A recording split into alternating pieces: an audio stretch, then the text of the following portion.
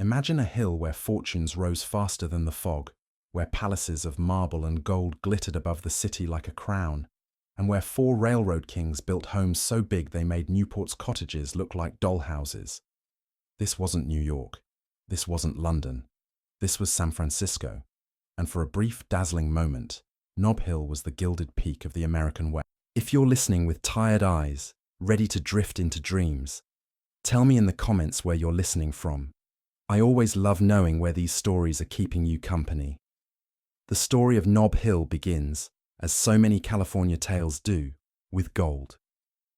In 1848, a carpenter named James Marshall noticed shiny flakes in the American River, and within months, the world went berserk.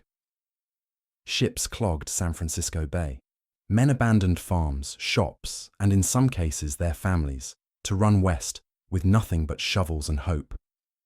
The city went from sleepy mission outpost to international circus practically overnight. But here's the thing about gold. It's fickle. It doesn't stay put, and it rarely makes the man who finds it rich. Most miners ended up broke, selling their shovels to the next sucker. The real money was made by the people who sold the supplies, ran the banks, and later stitched the continent together with steel rails. The ones who got rich weren't covered in dust and blisters. They were the ones counting coins in offices far away from muddy rivers. By the 1860s, San Francisco was overflowing with cash.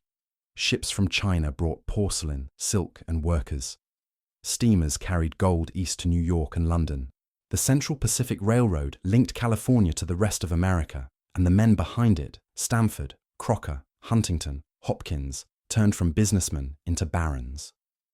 The so-called Big Four had more money than they knew what to do with, and more ambition than was healthy for a city perched on an earthquake fault line.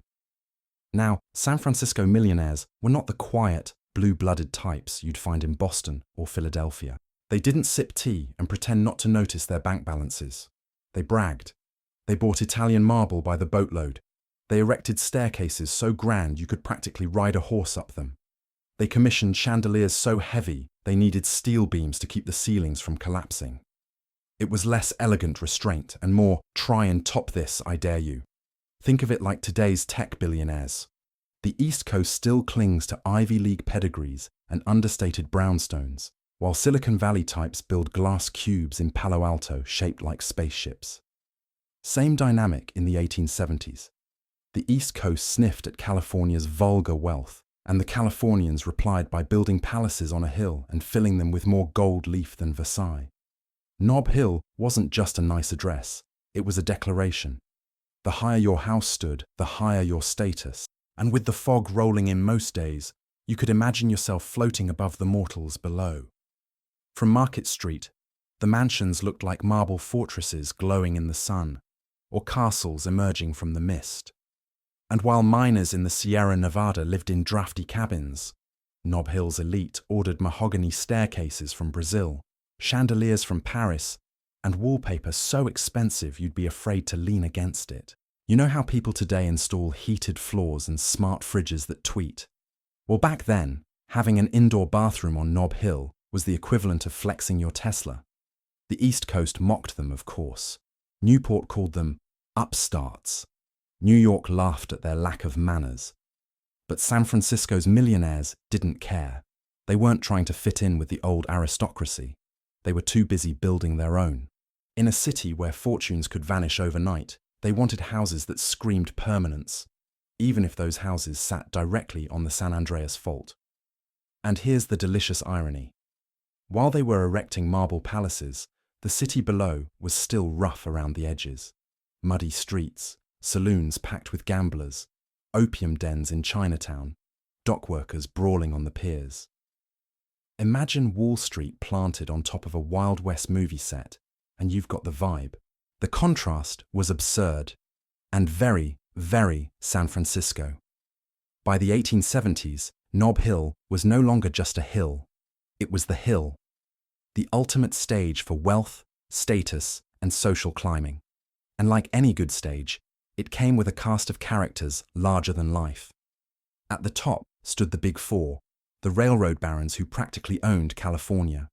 Around them, clustered ambitious imitators, hoping that if they built a mansion tall enough, they might be invited to a ball inside someone else's. To the average San Franciscan, climbing Nob Hill was an uphill battle in every sense. Steep cobblestones, wind in your face, and the smug knowledge that you'd never get past the front doors. But looking up at those houses glittering in the sunlight, you couldn't help but feel both resentment and fascination.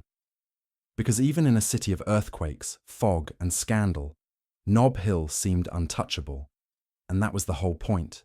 Every great story needs villains, or at least characters ruthless enough to make good gossip. San Francisco's Nob Hill had four: Leland Stanford, Charles Crocker, Collis P. Huntington, and Mark Hopkins, forever branded the Big Four. If the Gilded Age had a Mount Rushmore of ruthless businessmen, these men would be chiseled on it. They didn't just make money, they squeezed it out of California with the enthusiasm of someone juicing an orange dry. And they did it with railroads. The Central Pacific Railroad was their baby. And like all babies, it was messy, expensive, and full of tantrums. They built the western half of the Transcontinental Railroad, cutting through mountains and deserts, and not by themselves, by hiring thousands of Chinese laborers who worked under brutal conditions for low wages. The Big Four, meanwhile, sat comfortably in their offices, puffing cigars and counting profits. Each of them had a personality fit for satire. Leland Stanford looked like the kind of man who'd sell you a train ticket and then charge you extra for luggage. He went on to become governor of California and later founded Stanford University, a school partly built to give his name a legacy that wasn't just railroad robber baron. Charles Crocker was known for his temper and pettiness. He once built a literal spite fence around a neighbor's property on Nob Hill who refused to sell.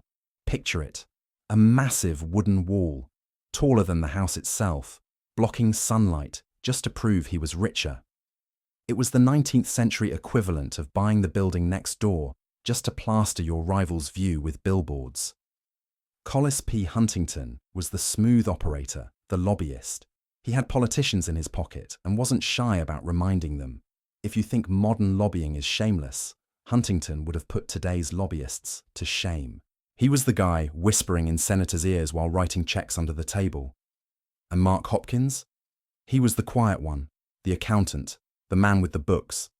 He wasn't flashy, but his wife, Mary, more than made up for it. She was eccentric, flamboyant, and eventually ran off to Europe with her art dealer. So even the quiet Big Four member ended up with drama.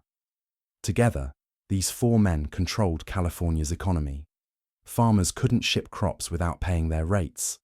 Merchants couldn't move goods without using their tracks. They were like Amazon, Google, Meta, and Tesla rolled into one, except their customer service was worse, and instead of shipping delays, they gave you monopolies. But on Nob Hill, they weren't just businessmen, they were monarchs. Each one built a mansion designed not just to house a family, but to intimidate anyone foolish enough to question their power. These weren't homes, they were fortresses of wealth, and when the Big Four weren't in their palaces, they were in each other's drawing rooms, sipping brandy and plotting the next way to make Californians pay more for a train ticket. To the people down below, they were hated.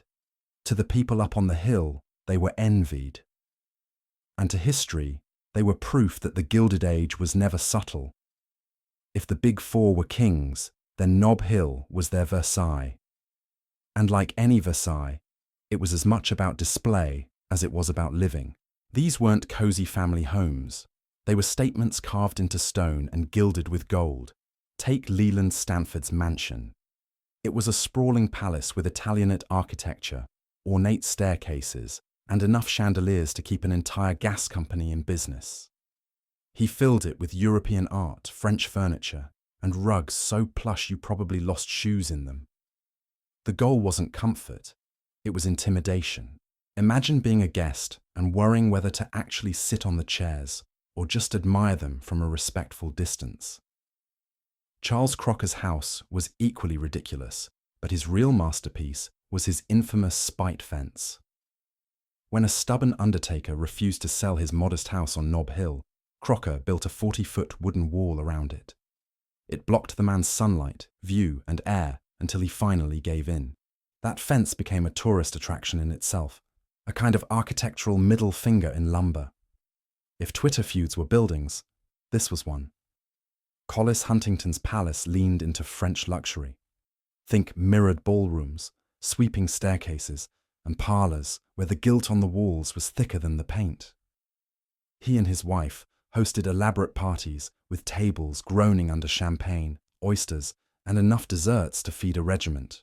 Guests came not just for the food, but to say they had been inside one of the most opulent homes west of Paris.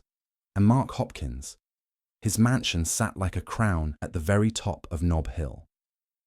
It was filled with expensive art collected by his eccentric wife, Mary. After his death, she famously scandalized society by remarrying a much younger man and building an even more elaborate palace, the Hopkins Institute, which later became an art school. If nothing else, she proved that behind every quiet businessman, there might just be a flamboyant widow waiting for her turn. The interiors of these palaces were over the top. Imported marble from Italy, tapestries from France, and fireplaces carved from single blocks of stone. Chandeliers hung heavy with crystals, casting golden light across ballrooms large enough to host hundreds of guests. Bedrooms were draped in velvet and silk, beds so massive they needed steps to climb into. Bathrooms, when they had them, were lined with marble and boasted plumbing so advanced that visitors whispered about it like it was sorcery. Of course, the scale was absurd. Many of these mansions had 30, 40, even 50 rooms. Servants slept in attics and basements, ready to polish silver, iron gowns, and refill glasses at any hour. The houses were more like small hotels, except you didn't check in unless you were rich enough to impress the host. The irony was that San Francisco's notorious fog and earthquakes made these homes as fragile as they were grand. Chandeliers swayed in storms, foundations cracked with tremors. But that didn't stop the millionaires from building taller, heavier, and gaudier. It was like they were daring the earth itself to challenge their wealth. To ordinary San Franciscans, climbing Nob Hill to glimpse these mansions was an outing in itself. Families would hike up, look at the gilded palaces, and mutter about the arrogance of it all. And yet, they couldn't look away. Much like we gawk today at celebrity mansions in glossy magazines, people of the 19th century couldn't resist staring at Nob Hill's marble fortresses. Nob Hill wasn't just a neighborhood, it was a theater. The mansions were the sets, the millionaires, the actors, and the rest of the city the audience, watching, whispering, and waiting for the next scandal. Nob Hill was beautiful, but let's be honest, it was also inconvenient. The slope was so steep that even today, locals mutter under their breath when a GPS tells them to walk it. Now imagine tackling that climb in a corset, layers of petticoats and shoes designed more for waltzing than hiking. Carriages were the lifeline of Nob Hill. Wealthy families paraded their elegant coaches up California Street, wheels rattling, horses snorting, drivers cracking whips. Arrivals at a ball were half the spectacle.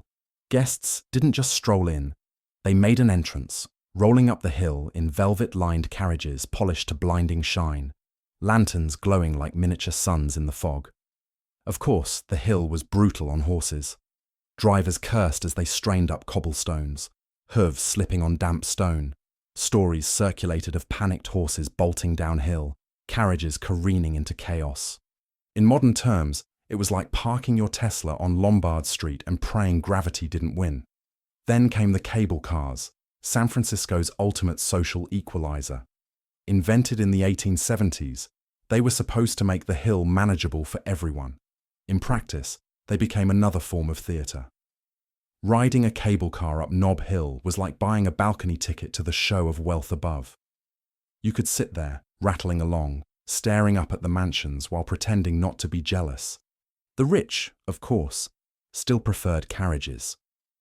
A noblewoman stepping daintily from a carriage onto her host's carpeted entryway made for better gossip than someone hopping off a wooden cable car in a cloud of soot. But the fact that ordinary citizens could ride right up into the heart of Nob Hill made the wealthy uneasy. The exclusivity of the Hill was eroded every time a group of shop clerks clanged past in full view of their marble staircases. Arriving at a Nob Hill ball was an event in itself. Guests often waited in long lines of carriages, inching toward the mansion doors like a Victorian traffic jam. Ladies fretted that their gowns might wrinkle before they even entered the ballroom. Gentlemen tugged at starched collars while glancing impatiently at their pocket watches.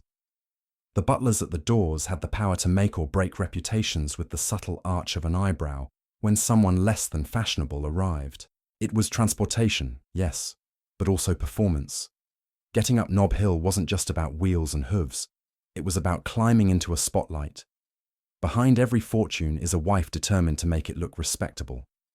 On Nob Hill, that meant society balls, Paris gowns, and enough jewellery to blind anyone foolish enough to look too closely. The ladies of Nob Hill understood one thing perfectly. Money alone wasn't enough. You had to perform wealth.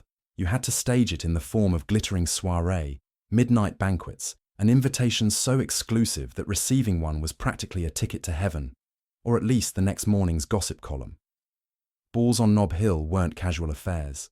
You didn't just throw on a dress and offer a few drinks. These were productions, complete with orchestras, floral arrangements shipped from Hawaii, and entire menus copied from Parisian cookbook. Guests would dance under chandeliers heavy enough to concuss someone if they fell, while servants darted like shadows, refilling glasses before anyone had the chance to complain. Fashion was the battlefield. Gowns came from Paris, Worth, Doucet, and Paquin. The ladies ordered directly from French couturiers, sending measurements across the Atlantic like military dispatches. When the trunks arrived, they were unpacked like treasure chests. Silks, satins, velvets, and lace poured out in cascades, ready to be paraded up and down staircases as though the hallway itself were a catwalk. The competition was vicious. Who wore the bigger diamonds? Who introduced the newest Paris style first? Who committed the ultimate faux pas of repeating a gown in public? One San Francisco paper reported with glee when a prominent hostess was spotted wearing a gown alarmingly similar to one she had displayed just weeks before. It was the 19th century version of being caught re-wearing your Oscars dress. Unforgivable. Jewelry was another weapon. Necklaces dripped with diamonds, tiaras sparkled like stolen constellations, and bracelets clinked together in a chorus of wealth. Some ladies wore so many jewels at once that they looked less like people and more like mobile treasure displays. And of course, every jewel had to be seen, catalogued, and whispered about. But glamour had its darker side. These women were often lonely, their husbands too busy with railroads, lawsuits, and mistresses to linger in ballrooms. Letters and diaries suggest that many poured their energy into entertaining, partly to distract from their isolation. Hosting became a form of survival, a way to control the narrative when everything else was dictated by men and money. If you squint, you can see a modern parallel. Today's influencers posting curated lives on Instagram. The parties, the outfits, the jewels, all carefully staged for approval and envy. Nob Hill's ladies were simply the 19th century version, only with fewer ring lights and more chandeliers. They knew their power was fragile. Their social status depended not on who they were, but on the fortune behind them. Still, they leaned into the performance. Because if you had to be married to a railroad baron with questionable morals and an expanding waistline, you might as well do it wearing Worth silk and diamonds the size of grapes. If the ladies of Nob Hill were the stars of the show, the servants were the stagehands, invisible until something went wrong. And make no mistake, it took an army to run a mansion on Nob Hill. Each palace employed dozens, sometimes hundreds of servants. Cooks, butlers, footmen, parlourmaids, laundresses, grooms, and coachmen. Every corner of those 40-room houses had someone polishing, scrubbing, or carrying something breakable.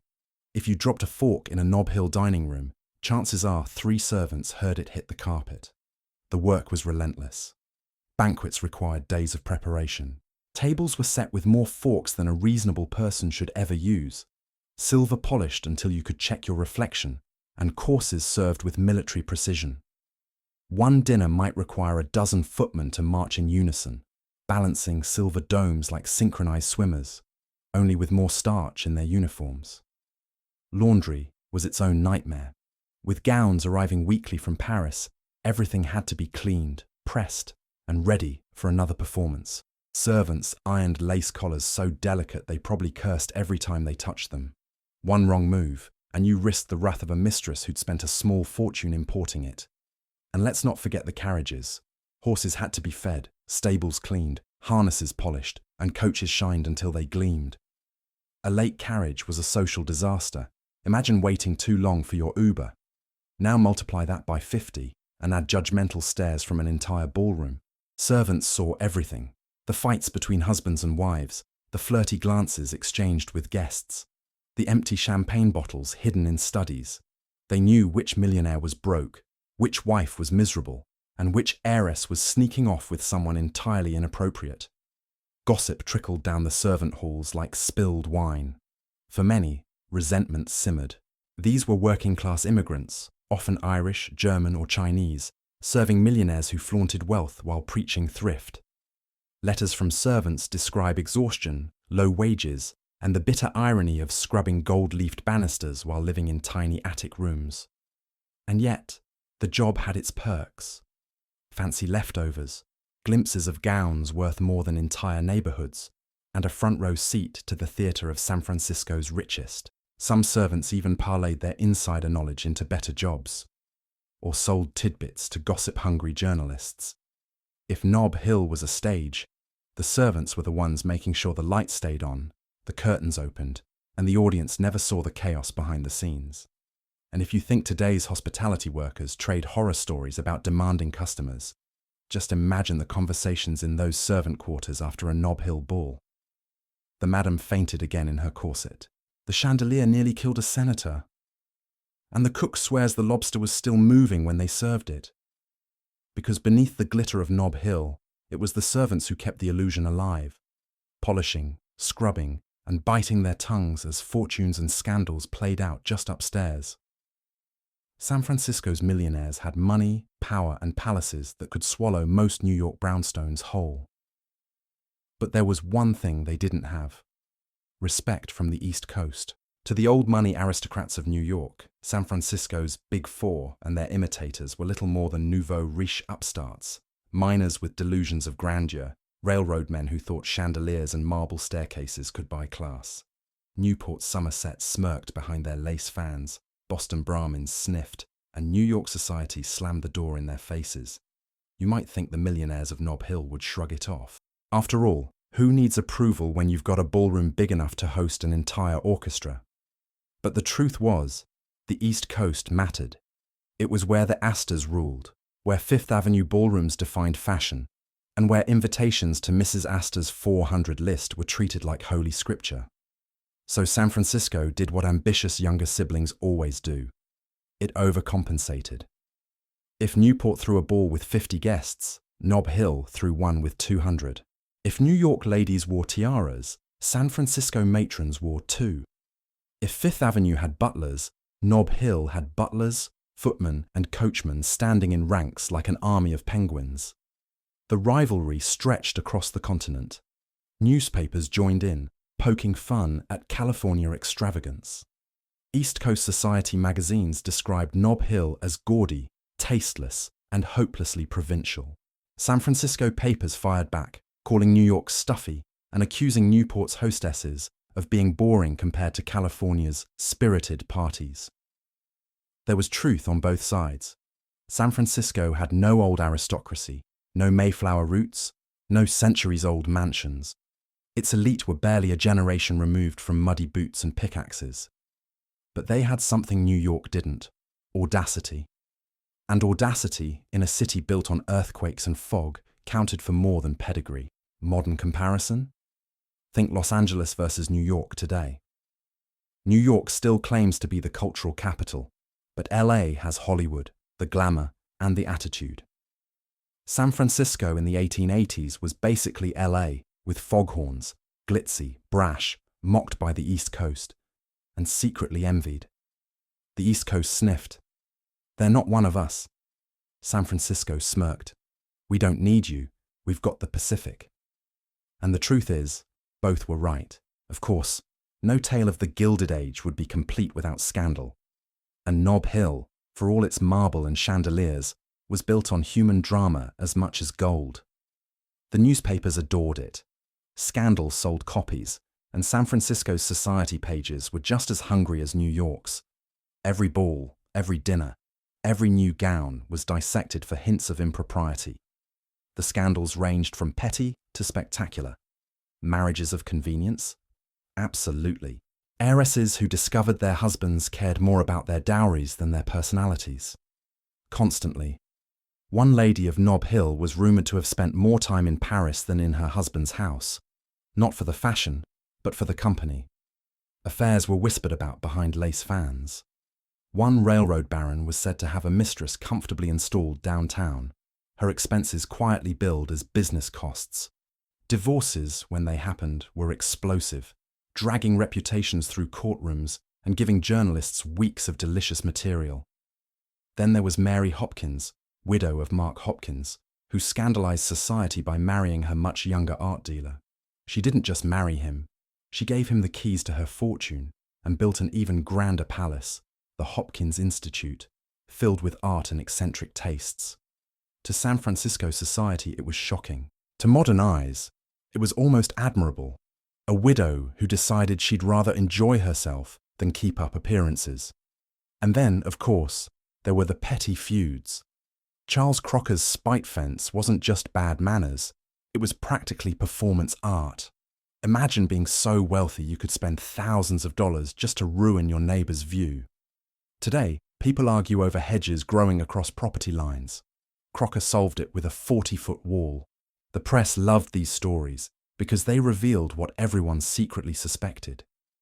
Beneath the marble, the millionaires of Nob Hill were just as flawed, petty, and ridiculous as anyone else. They just had more expensive furniture. If you think modern tabloids thrive on celebrity meltdowns, imagine the 19th century equivalent. Instead of leaked DMs or paparazzi photos, it was reports of who fainted in her corset at a ball, or who bought so many diamonds her husband had to take out another loan. The tone wasn't subtle. The rich may live on a hill, but they're not above ridicule. These scandals didn't just entertain. They reminded ordinary San Franciscans that the rich, for all their power, were still human, and perhaps a little ridiculous. Because at the end of the day, Nob Hill was as much soap opera as it was Skyline. And if Netflix had existed in the 1880s, San Francisco society would have been a hit series. Glittering sets, over-the-top costumes, and endless drama. For all the wealth glittering on Nob Hill, most San Franciscans only ever saw it from the outside. And oh, how they talked about it. The city's newspapers couldn't get enough. Society pages chronicled every gown, every guest list, every chandelier mishap. Cartoons skewered the barons as bloated, greedy caricatures, top hats perched on mountains of gold. Editorials raged against their monopolies, while gossip columns fawned over their wives' Parisian fashions. It was a love-hate relationship, disdain mixed with fascination. Ordinary families treated Nob Hill like a tourist attraction.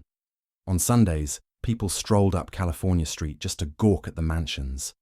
Children pressed their noses to wrought-iron gates, hoping to catch a glimpse of a carriage or hear music drifting from a ballroom. It was the 19th century version of scrolling Zillow to stare at houses you'll never afford.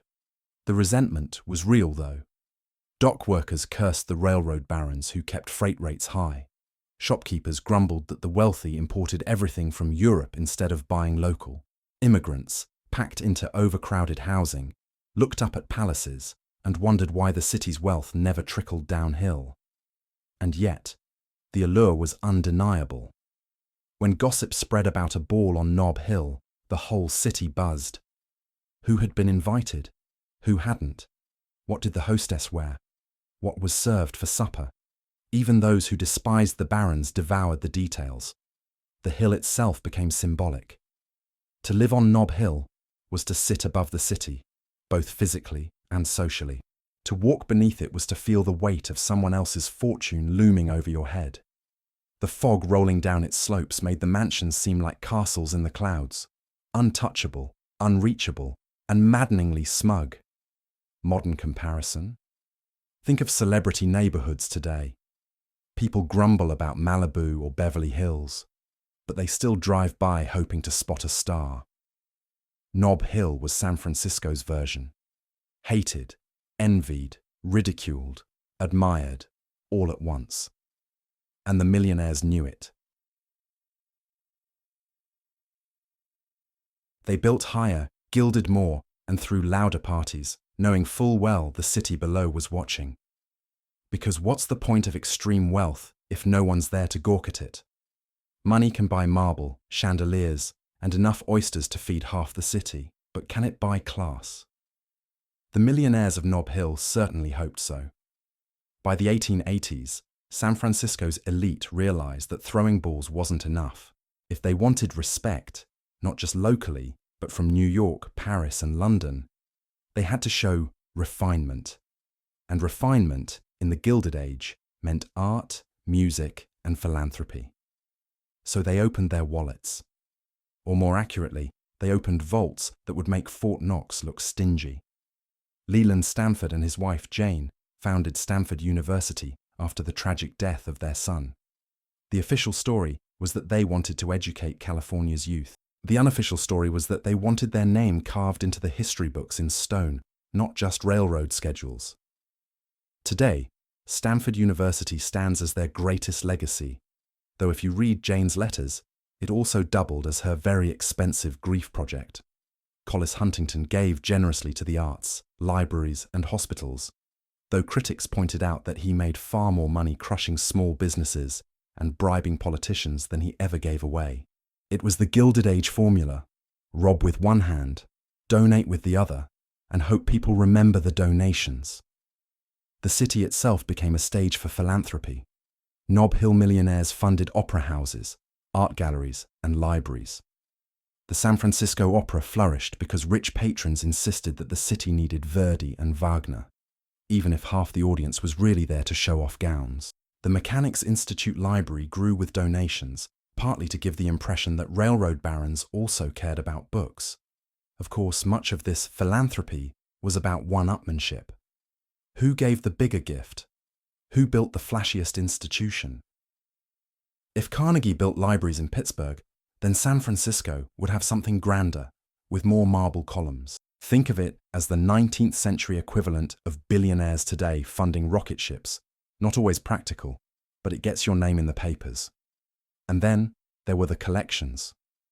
Mark Hopkins' widow Mary filled her home with European art, much of it purchased with a flair for drama rather than taste.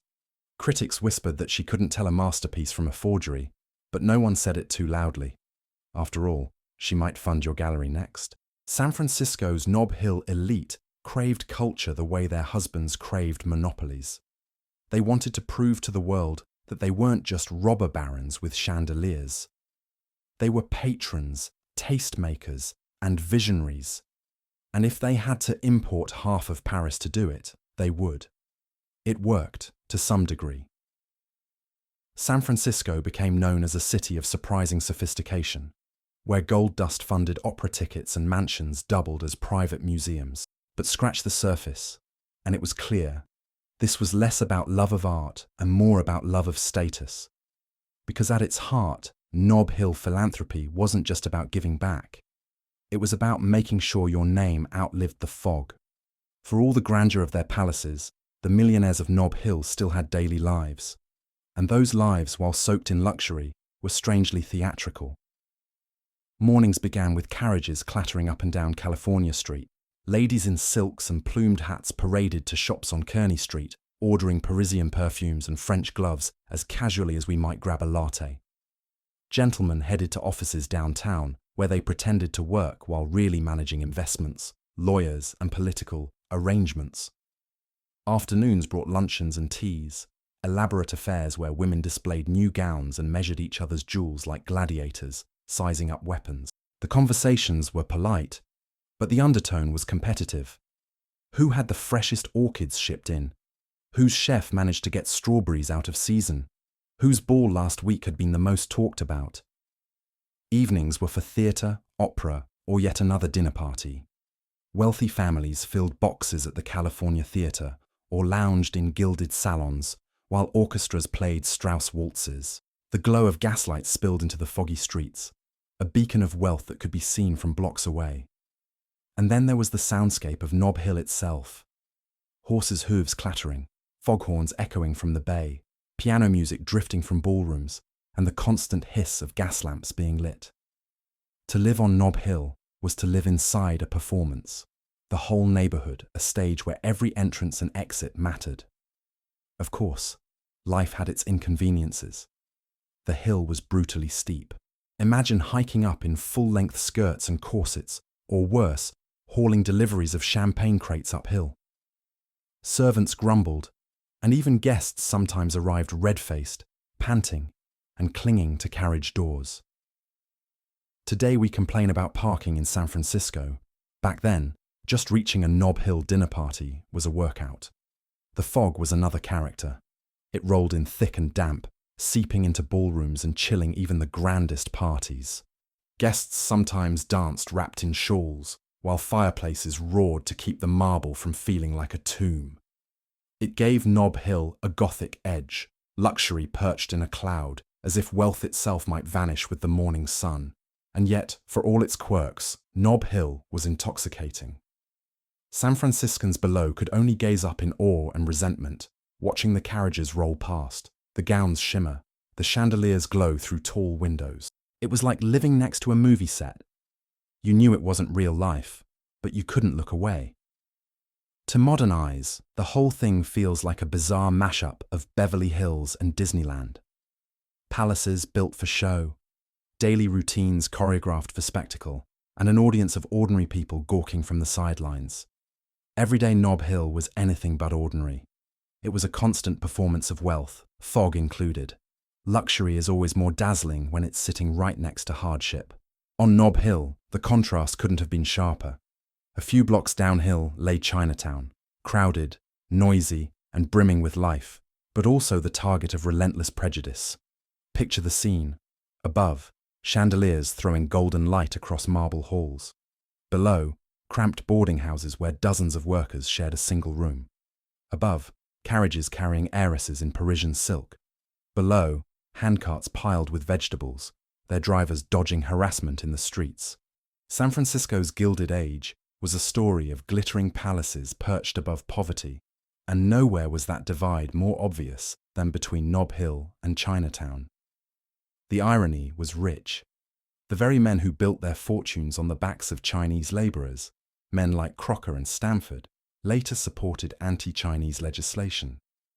The Chinese Exclusion Act of 1882 was born from the same city where immigrant workers had blasted through mountains to build the Central Pacific Railroad. Without those workers, the Big Four's empires might have collapsed. But once the tracks were laid and the fortunes secured, those same workers became scapegoats for unemployment, wage cuts, and moral decline. It was hypocrisy in silk waistcoats. Railroad barons sipping French champagne upstairs, while the people who built their wealth were packed into wooden shacks, banned from citizenship, and excluded from polite society. The racial divide was policed not just by laws, but by geography. Chinatown was viewed as exotic entertainment at best and a dangerous slum at worst. Tourists wandered its alleys looking for a thrill, buying trinkets, peeking into temples, or gawking at opium dens that local papers described with lurid exaggeration. Meanwhile, respectable society on Nob Hill warned their daughters not to venture too close. And yet, Chinatown was essential to San Francisco's identity. Its food fed the city, its laundries cleaned the linens of Nob Hill ballrooms, and its workers laid the foundations of the very mansions where millionaires toasted their own brilliance. It was the city's contradiction made visible, dependence and disdain in the same breath. Other immigrant groups felt it too. Irish maids, German cooks, Italian drivers. They kept Nob Hill running while being told they were lucky to have the scraps. The resentment was palpable. Servants grumbled about mistresses obsessed with Parisian lace while they patched their own stockings. Dock workers cursed railroad barons who raised freight prices while they could barely afford bread. The inequality sometimes boiled over. Anti-Chinese riots swept the city in the 1870s and 1880s, mobs storming into Chinatown while city leaders looked away. Crocker, in particular, became infamous not just for his spite fence, but for siding with exclusionists. It was easier to build a wall, literally and politically, than to acknowledge the debts owed to immigrant labor. Modern comparison? Think of today's tech boom in San Francisco. Multi-million-dollar condos with rooftop pools sitting beside tent encampments on the sidewalk. Luxury shuttle buses rolling past people sleeping in doorways. Nob Hill was the 19th century version. Obscene wealth cheek by jowl with poverty, and everyone pretending the arrangement was normal. What's striking is how little the people on the hill seem to notice or care. To them, Chinatown was a curiosity, a place to take visiting relatives for a bit of colour, not a community of workers fighting to survive. The working poor were the city's backdrop like fog or cable cars, always there, seldom acknowledged. And yet, even amid prejudice and poverty, Chinatown thrived. Its festivals lit up the streets, its food delighted adventurous palates, and its resilience made it a permanent part of San Francisco's fabric. Long after the mansions of Nob Hill crumbled in the earthquake, Chinatown endured. That in itself is a kind of victory. The wealth of Nob Hill was dazzling. But the real story of San Francisco's Gilded Age isn't just marble staircases and diamond tiaras. It's the way those luxuries sat uneasily atop the labor, sweat, and resilience of the city's working classes. People whose names didn't end up carved on universities or cathedrals, but who built the foundations all the same. If Nob Hill was the stage for San Francisco's Gilded Age, the earthquake of 1906 was the moment the curtain crashed down. At 5:12 a.m. on April 18th, the city shook. It wasn't a polite tremor. It wasn't the kind of earthquake you chuckle about later over coffee. This was the big one. The ground heaved, buildings toppled, and within minutes, fires broke out that would rage for days. For Nob Hill, it was devastation. The marble palaces that had stood as symbols of permanence were reduced to rubble and ash. Chandeliers crashed from ceilings. Walls split open like eggshells. Fire roared up the hill, swallowing velvet drapes, imported rugs, and priceless art in minutes. By the end, there was little left but smoking ruins and twisted iron. Charles Crocker's mansion, despite fences and all, went up in flames. The Hopkins mansion, with its art collection, was destroyed. Leland Stanford's palace, once the pride of the city, became a charred shell. Huntington's mirrored ballrooms, the pride of every party, melted into heaps of blackened glass. It was almost poetic. Years of bragging about permanence, years of marble and gilt meant to outlast centuries, all undone in less time than it takes to host a dinner party. Nature, it seemed, had no patience for robber barons. Ordinary San Franciscans, who had long stared up at those mansions with envy or resentment, couldn't help but see the symbolism. The fire didn't just level houses, it leveled egos. For once, everyone, rich and poor, stood in the same breadlines, watched the same flames, and slept in the same refugee camps. Of course, the millionaires recovered faster.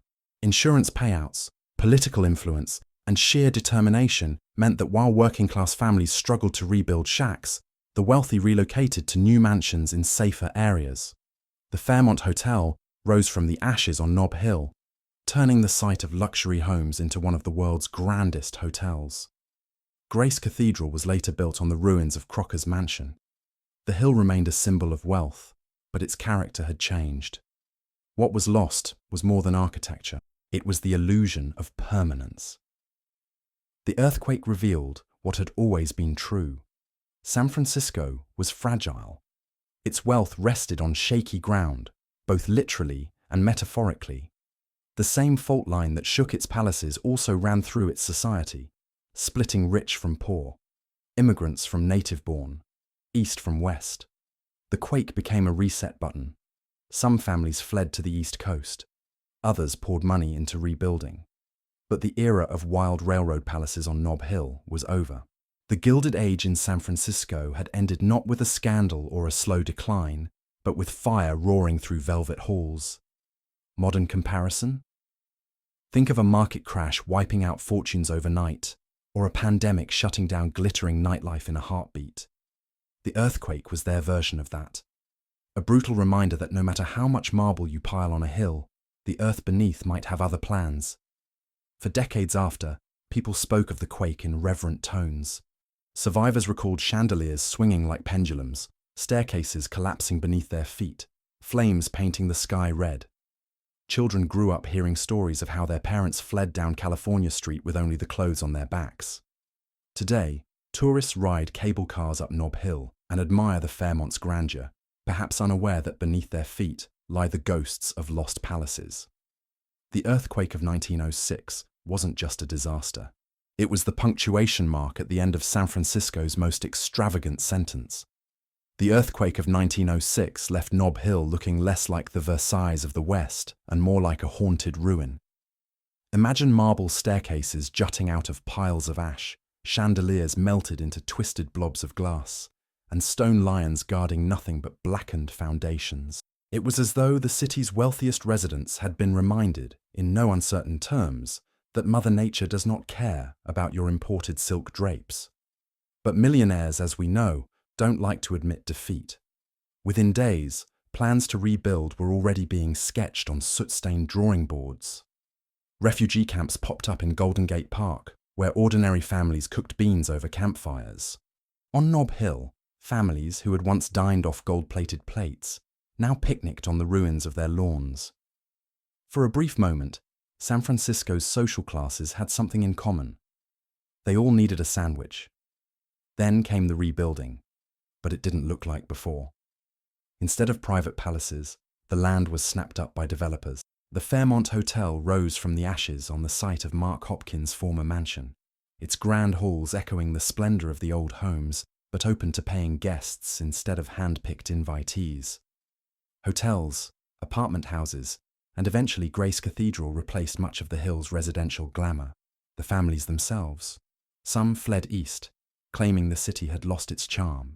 Others retreated to quieter, safer neighborhoods, like Pacific Heights, where the views were almost as good, but the foundations didn't shake as much. It was a migration of chandeliers, from Nob Hill's smoldering ruins to new marble staircases uptown. For ordinary San Franciscans, the change was both loss and liberation. Nob Hill was no longer a fortress of exclusivity, but a place where visitors could book a room and at least pretend they belonged to the old elite. Wealth didn't disappear, it shifted. The Gilded Age stage curtains had fallen, but a new act, with hotels and cathedrals as the scenery, had begun. In truth, Nob Hill never fully recovered its private grandeur. Once you've seen chandeliers melt and walls collapse, rebuilding the same palaces feels optimistic. And so the hill moved from being a symbol of untouchable wealth to something else. Resilience, reinvention, and yes, a very profitable hospitality industry. After the quake, San Francisco wrestled with a question. Could the magic of Nob Hill, the balls, the gowns, the opulent soirees, ever be revived? The short answer, not really. By the early 20th century, the world had moved on. The Gilded Age had given way to the progressive era, and flaunting diamonds while your neighbor lived in a shack was suddenly bad manners. Wealthy San Franciscans still had fortunes, but the social climate had changed. Instead of flaunting it with 40-room palaces, they donated to libraries, universities, and charities. At least where reporters could see them. The parties shifted too. There were still grand dinners and concerts, but the scale was smaller, the tone more restrained. Outrageous one-upmanship felt dated in a world scarred by fire. Besides, San Francisco's new cultural competition wasn't New York anymore. It was Los Angeles, and Hollywood was about to invent a new kind of spectacle that even Crocker's chandeliers couldn't match. Some families tried, of course. Pacific Heights filled with new mansions, their architecture as elaborate as anything on Nob Hill had been. Social hostesses still imported gowns from Paris and dined off gold-edged china, but the spell was broken. The mystique of Nob Hill as an exclusive Olympus of wealth was gone. Too many people had seen it burn. Too many ordinary San Franciscans had walked its ruins and realized that marble was just stone, and stone crumbles. Hotels like the Fairmont kept the glamour alive in a different way. Visitors could now experience luxury for a night or two without being born into railroad money. Wealth had become democratized, at least for anyone with a train ticket and a fat wallet.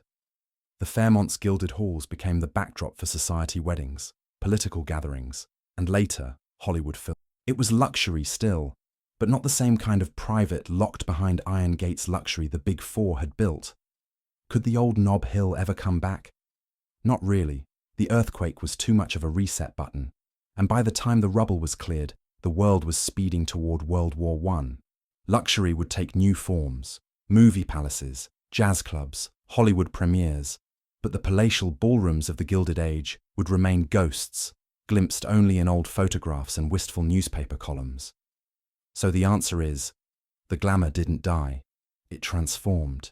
It traded gilded mansions for luxury hotels, private soirees for public spectacles, robber barons for movie stars. Nob Hill lost its crown, but San Francisco gained a stage the world could actually buy tickets to. Today, when you ride a cable car up California Street and hear the bell clanging through the fog, it's hard to imagine the hill once crowned with marble palaces. The mansions of the Big Four are gone, erased by fire, time, and the slow churn of the city. In their place stand hotels, apartments, and cathedrals. The grandeur hasn't vanished entirely, it has simply changed costumes. The Fairmont Hotel, perched on the ashes of Mark Hopkins' mansion, carries forward a different kind of luxury. Its grand lobby gleams with marble columns, and its chandeliers sparkle in ways the old robber barons would have approved of. But unlike the exclusive balls of the past, today anyone with a reservation can stroll through its doors.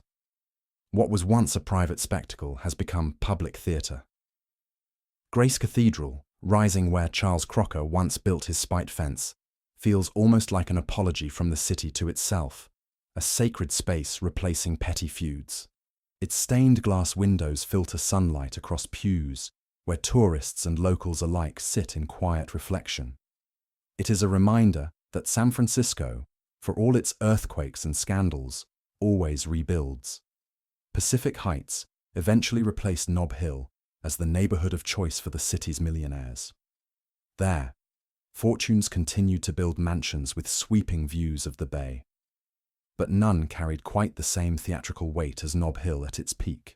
The Big Four may have moved on, but their legend stuck, whispered about in school books, sketched in old photographs, and carved into the memory of the city.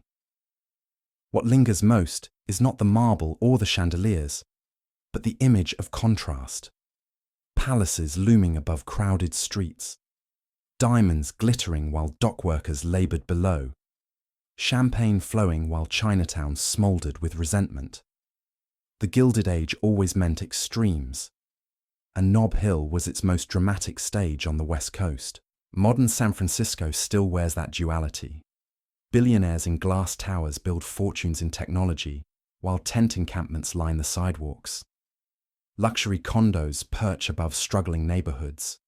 History, it seems, doesn't just echo, it repeats with shinier surfaces and faster Wi-Fi. Nob Hill's legacy, then, is both glamour and caution. It showed what wealth could build, but also how fragile those dreams were when the earth shook. It proved that money could buy marble and chandeliers, but not permanence. And it left behind a lesson. The higher the hill, the harder the fall. So tonight, as the fog curls once again over San Francisco's hills, imagine the ghost of a waltz drifting from vanished ballrooms, the faint shimmer of chandeliers lost to fire, and the whisper of horses straining up California Street. The palaces are gone, but the stories remain, soft as the mist, enduring as the hills themselves. If you enjoyed tonight's story, please tap the like button, subscribe for more journeys into the quieter corners of history, and tell me in the comments where you're listening from. I always love knowing where these tales are keeping you company. Until next time, sleep well, dream of candlelit ballrooms and fog-shrouded mansions, and I'll see you in the next story. Script written by Clara Finch. because good stories always deserve a soul.